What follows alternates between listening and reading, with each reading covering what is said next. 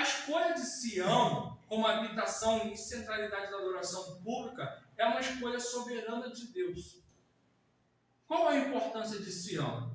Sião possui a sua relevância histórica, geográfica e também espiritual, porque Sião foi um local em que a cidade de Davi havia sido construído, sendo assim também uma referência que era ali o centro político do reino de Israel. Em Sião foi construído então o templo, posteriormente por seu filho Salomão, onde então Deus habitava no meio do seu povo, reinando e abençoando Israel.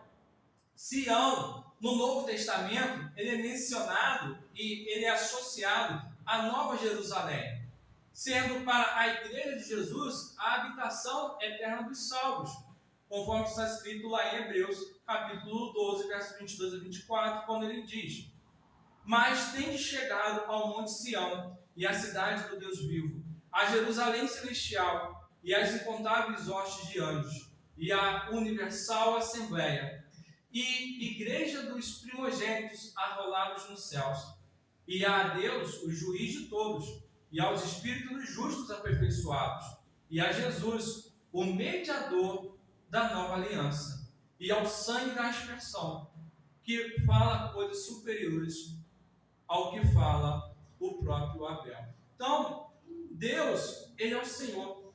E sendo assim, Deus escolhe e Deus determina.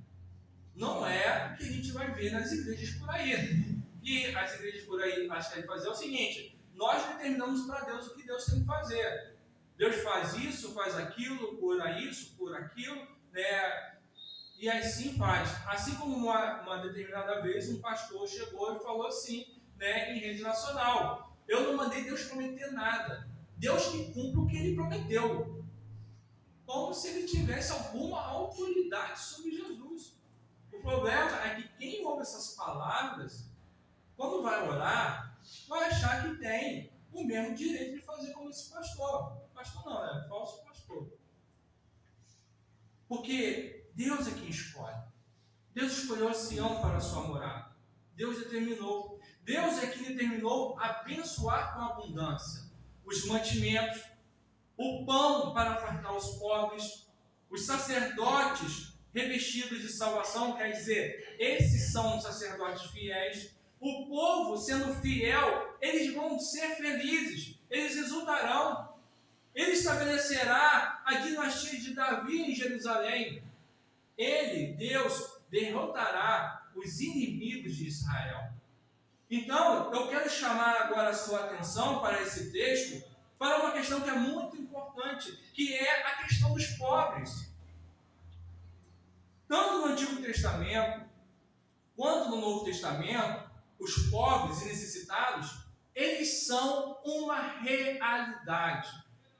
No meio evangélico, muitas das vezes, por causa da teologia que nós chamamos de teologia da prosperidade e da teologia triunfalista, dizem que o crente ele não pode ser pobre, dizem que o crente ele não pode ficar doente, e se ele for pobre e se ele ficar doente, é por falta de fé.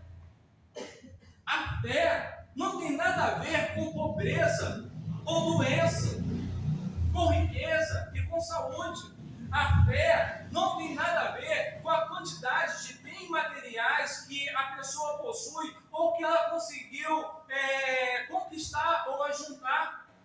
Deus não mede a nossa fé por causa do local que moramos, por causa do dinheiro que conseguimos ganhar, por causa dos bens materiais. Mas a nossa fé, ela é medida, se assim podemos dizer, na verdade, é pela confiança que nós temos em Deus.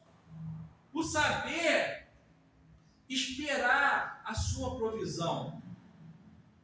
E aí, quando a gente aprende a esperar a provisão de Deus, não no sentido de ficar estagnado e parado, mas pedindo para Ele nos dar sabedoria para administrar os recursos que nós temos, assim a gente remove de dentro de nós o quê?